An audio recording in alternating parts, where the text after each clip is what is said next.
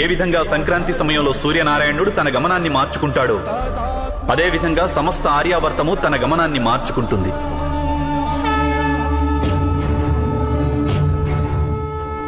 పురాతన సంప్రదాయాలు నశిస్తాయి, ప్రాచీన సామ్రాజ్యాలు ధ్వంసమవుతాయి.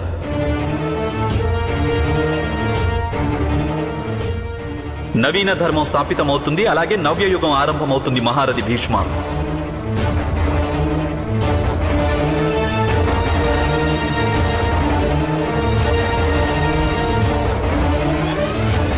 పరిభ్రమించే కాలచక్రంలో మీరు ఏ పక్షాన నిలుస్తారో అనే నిర్ణయం మీరే తీసుకోవాలి.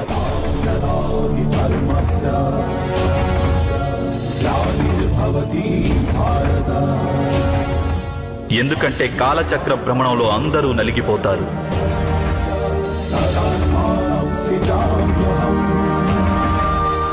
అధర్మ మార్గాన్ని అనుసరించే వారిలో పరివర్తన ప్రారంభమవుతుంది. ఇక ధర్మ మార్గాన్ని అనుసరించేవారు నవశకానికి నాంది పలుకుతారు. ఇది నిశ్చయం.